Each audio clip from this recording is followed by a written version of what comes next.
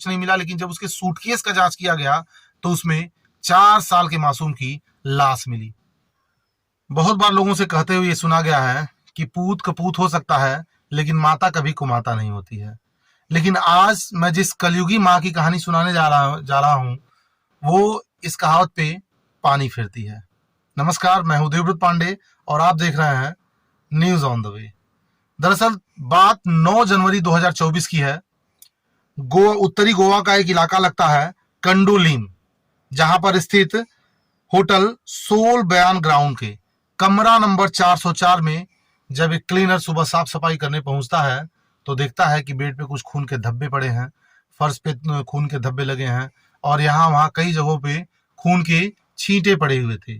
वो तुरंत ही अपना सारा सामान कमरे में छोड़ देता है और दौड़ करके आता है रिसेप्शन पे और होटल मैनेजर को पूरी बात बताता है कि सर, कमरा नंबर 404 में जो रात में खाली हुआ था उसमें कई जगह पे खून के धब्बे लगे हुए हैं।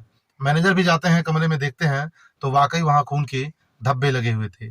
तत्काल मैनेजर द्वारा वहां के स्थानीय पुलिस को सूचना दी जाती है और 10 मिनट के अंदर ही पुलिस मौके पे पहुंच जाती है।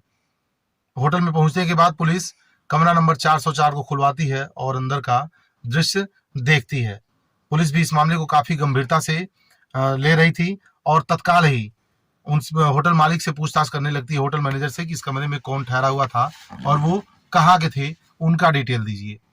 तो होटल मैनेजर ने उनको सारी बात बताई कि बेंगलुरु की एक महिला थी जिनका नाम था सूचना सेठ, जो 6 जनवरी की सुबह फ्लाइट लेकर के बेंगलोर से यहाँ गोवा घूमने आई थी और 6-7 रुकी और 8 की रात को करीब लगभग 10 बजे अचानक निकलती हैं और कहती हैं मुझे अर्जेंट में जाना है, मेरे लिए एक टैक्सी का बंदोबस्त कराया जाए। होटल वाले तुरंत उनके लिए एक टैक्सी का बंदोबस्त कराते हैं जिसमें वो बैठ करके निकल लेती हैं। तत्काल पुलिस वाले उस टैक्सी का नंबर मांगते हैं और गाड़ी चालक का नंबर लेते हैं और उस चालक को फोन लगाया जाता है। चूंकि होटल वालों ने ही टैक्सी बुक कराई थी तो होटल वालों के पास ड्राइवर का नंबर पहले से ही मौजूद था। तुरंत वहां की पुलिस, गोवा की पुलिस, कंडोलीम की पुलिस उस ड्राइवर को फोन करती है और पूछती है कि अभी तुम कहाँ पहुंचे हो। तो ड्राइवर बताता है कि अभी मैं कर्नाटक के चित्रदुर्ग स्थान पे पहुंच चुका हूँ। कर्नाटक का एक जिला है चित्रदुर्ग, वहां तक वो पहुंचा था। तो उसने कहा, पुलिस द्वारा पूछा जाता है कि तुम्हारी गाड़ी में एक महिला बैठी हुई है, जरा उनसे बात करा दो। ड्राइवर उस महिला को फोन देता है और पुलिस वाले उनसे बात करते हैं। महिला से पूछा जाता है कि आप जिस कमरे में रुकी थी सुबह, उस कमरे की सफाई के दौरान वहां खून के धब्बे मिले हैं, आखिर वो खून के धब्बे कैसे हैं। महिला बताती है कि सर, मुझे पीरियड आ गया था और मुझे जानकारी नहीं कि कहाँ कहाँ खून गिर गए हैं, मैं उसके लिए आप सभी से क्षमा मांगती हूँ। तो अब चूंकि वो महिला थी तो पुलिस भी उसकी बात पे यकीन कर लेती है कि हो ना हो पीरियड ही आया होगा, और क्योंकि ये नॉर्मल कॉमन बात होती है, हर महिलाओं को पीरियड आता है। तो पुलिस भी इस मामले को सोचती है कि हो सकता है महिला सच बोल रही है। लेकिन पुलिस जब जाने लगी तो होटल मैनेजर द्वारा और वहां के कर्मचारियों द्वारा बताया जाता है कि सर, उस महिला के साथ एक लगभग 4 साल का बच्चा भी था जो आते वक्त वो ले गई थी। जब भी घूमने जाती थी साथ लेके जाती थी और फिर साथ बच्चे को लेकर के वापस आती थी।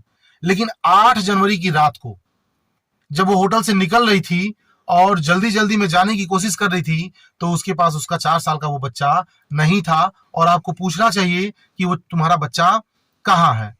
फिर एक बार फोन लगाया जाता है और फिर उस महिला से बात की जाती है और महिला से पूछा जाता है कि आपके पास एक 4 साल का बच्चा भी था, वो बच्चा कहाँ है। जब आप होटल से निकली तो आपके पास वो बच्चा नहीं था। महिला पुलिस वालों को एक एड्रेस देती है और कहती है यहाँ मेरा एक दोस्त रहता है और बच्चा मेरा उसके पास मैंने छोड़ दिया है। अब क्या था, चूंकि मामला बच्चे का था, खून के धब्बे मिले थे, तो पुलिस इस मामले को बड़ी गंभीरता से ले रही थी। तत्काल ही वहां के आसपास की पुलिस को उस दिए गए पते पे भेजा जाता है, लेकिन उस नाम का कोई पता वहां था ही नहीं और ना ही उस नाम का कोई उसका वहां दोस्त मौजूद था। अब तो पुलिस के कान खड़े हो जाते हैं और शक का दायरा पुलिस का और बढ़ जाता है। फिर चुपके से उस गाड़ी चालक को फोन किया जाता है और कहा जाता है कि देखो तुम अभी कहाँ तक पहुंचे हो। तो वो बताता है कि मैं चित्रदुर्ग तक पहुंचा हूं।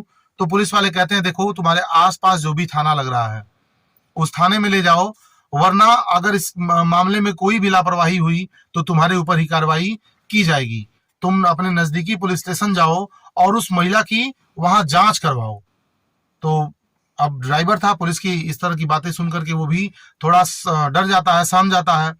तो अपने पास के एक पुलिस स्टेशन ए मंगला थाना ले गया।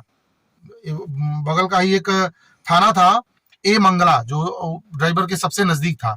वो उस थाने में ले गया और जैसे ही थाने पहुंचा, गाड़ी से निकलते ही वो शोर मचाने लगा। महिला भी पीछे बैठी हुई थी और लेटी हुई थी, सोई थी। जब ड्राइवर चिल्लाने लगा तो ये भी चौंक करके उठ गई और महिला को समझ नहीं आ रहा था कि आखिर ड्राइवर चिल्ला क्यों रहा है और मुझे थाने क्यों लेकर के आया है। जैसे ही वहां उस थाने की पुलिस ने इस युवक को चिल्लाते देखा, भाग करके ड्राइवर के पास आई और उससे पूछा गया कि भाई क्या बात है। तो उसने सारी बात बताई और कहा साहब इस महिला की आप जांच करिए, क्योंकि हमको कंडोलिम की पुलिस ने जांच करने का आदेश दिया है। वहां उनसे वार्तालाप भी हुई कंडोलिम पुलिस से। तो सारा मामला मंगला थाने के लोगों को बताया गया। इसके बाद जब महिला की जांच की गई, महिला के पास से कुछ नहीं मिला, लेकिन जब उसके सूटकेस का जांच किया गया तो उसमें 4 साल के मासूम की लाश मिली। अब वो दृश्य देख करके सबके कान खड़े हो गए। ड्राइवर बेहोश हो गया, बेहोशी के कगार पे पहुंच गया कि मैं लगभग 10 घंटे से एक 4 साल के मासूम की लाश को ढो रहा हूं। अब ये खबर तेजी से सोशल मीडिया पे वायरल हो गई। सभी लोग जानना चाहते थे कि सच्चा मामला क्या है और इसकी पूरी कहानी क्या है, और महिला ने अपने ही बच्चे को क्यों मारा, या सबसे बड़ा सवाल था कि बच्चे की मौत कैसे हुई और यह महिला कौन है और सूटकेस में बच्चे की लाश भर करके कहां ले जा रही है। जब ये कहानी खुल करके सामने आती है तो सभी के सभी दंग रह जाते हैं। दरअसल ये महिला कोलकाता की रहने वाली है और बेंगलुरु में रहती है, बेंगलोर में रहती है और एक बड़ी कंपनी की सीईओ है। करोड़पति महिला थी वो। 2010 में उसे केरल के एक वेंकट रमन व्यक्ति से प्रेम हो जाता है, जिससे इन लोगों की शादी भी हो जाती है। वेंकट रमन भी एक बड़ा बिजनेसमैन है और उसके पास भी पैसे की कोई कमी नहीं है। 2010 में इनकी शादी हो जाती है और 2019 तक इनके पास कोई संतान नहीं थी, क्योंकि सभी लोग अपने अपने काम में ज्यादातर व्यस्त रहते थे। 2019 में इस परिवार में खुशियां आती हैं और एक बच्चे का जन्म होता है, एक नवजात जन्म लेता है। धीरे धीरे थोड़ा समय बीतता है, लेकिन अब पारिवारिक विवाद इन लोगों में शुरू हो जाता है। दोनों अपने अपने काम में व्यस्त रहते थे, ज्यादा बच्चे को कोई समय नहीं दे पाता था, जिस वजह से इन लोगों की विवाद होती थी। अब विवाद इतना बढ़ गया कि कोर्ट तक मामला चला गया। दोनों ने तलाक के लिए अर्जी दे दी कोर्ट में। कोर्ट द्वारा फैसला किया गया कि बच्चा अपनी मां के पास ही रहेगा, लेकिन महीने के 4 दिन पिता अपने बच्चे से जाकर के मिल सकता है। अंत में रविवार का दिन तय किया जाता है कि हर महीने के 4 रविवार को पिता जाएगा और अपने बच्चे से मिलेगा। इस पे कोई रोक टोक नहीं रहेगी। तो उसी तरह से हर रविवार पिता जाता था, बच्चे से मिलता था और फिर चला आता था। लेकिन बच्चे का अपने पिता के साथ कुछ ज्यादा ही लगाव था और ये बात कहीं ना कहीं सूचना सेठ को हजम नहीं हो रही थी। 6 जनवरी की सुबह वो इतना डिप्रेशन में आ गई कि बच्चे को ली, बेंगलोर से फ्लाइट पकड़ी और सीधे वो गोवा आ गई। गोवा के केंडोलिम में स्थित सोल बयान ग्रैंड होटल में वो एक कमरा बुक करती हैं और वहां के कर्मचारियों से पूछती हैं कि यहाँ घूमने की कौन कौन सी जगह है, कहाँ कहाँ घूमा जा सकता है। वो जब भी घूमने जाती थी बच्चे के साथ आती थी, खुश दिखती थी। कर्मचारी भी बच्चे को देख करके बड़ा खुश होते थे। बहुत ही मासूम बच्चा था, छोटा सा 4 साल का बच्चा था। लेकिन 8 जनवरी की रात को अचानक महिला कुछ हड़बड़ाई सी बाहर आई और होटल मैनेजर से कहती है मुझे तत्काल एक टैक्सी का इंतजाम कराया जाए और मुझे अर्जेंट में जाना है। तुरंत होटल वाले महिला के लिए एक टैक्सी का इंतजाम करते हैं, जिसमें वो अपना सूटकेस लेती है और बैठ करके निकल लेती है। ये कहानी सबको दंग कर देती है कि पिता से बच्चा न मिल पाए, इस चीज को रोकने के लिए एक मां ने अपने 4 साल के मासूम की हत्या कर दी। क्या उस वक्त उसका हाथ नहीं कांपा, उसका दिल नहीं दहला इतनी बड़ी घटना को अंजाम देने के बाद? और बकायदा उसने केवल मारा ही नहीं, बल्कि उस बच्चे की लाश को अपने सूटकेस में पैक किया और 10 घंटे से लेकर के वो टैक्सी में घूम रही थी और बेंगलोर जाने की फिराक में थी। उसे लगा कि मामला कभी खुलेगा नहीं और वो बच्चे को कहीं धीरे से फेंक देगी और फिर अपनी एक नई शुरुआत कर सकेगी। लेकिन कानून के हाथ बहुत लंबे होते हैं। ऐसे जो भी सातिर अपराधी हैं जो ये सोचते हैं कि वो अपराध को कारित करके पुलिस से बच जाएंगे, कानून से बच जाएंगे, तो ये उनकी भूल होती है। वो जिंदा तो रहते हैं लेकिन अपने जीवन को वो मौत से बदतर बना लेते हैं। ये इस कहानी को सुनाने का उद्देश्य किसी को डराना नहीं, किसी को धमकाना नहीं है, किसी को विचलित करना नहीं है, किसी के दिल को ठेस पहुंचाना नहीं है।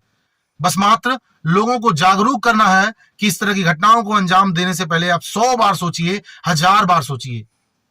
अपने जीवन को गर्द बनाने से सोचिए, आपका जीवन गर्द ना हो जाए और जीवन मौत से बदतर ना लगने लगे। उसके लिए इस कहानी को सुनाने का उद्देश्य है, ताकि ज्यादा से ज्यादा लोग जागरूक हों। अगर वीडियो अच्छी लगी हो तो प्लीज हमारे चैनल को सब्सक्राइब करें, लाइक और कमेंट जरूर करें। मिलते हैं एक नई कहानी के साथ। जय हिंद।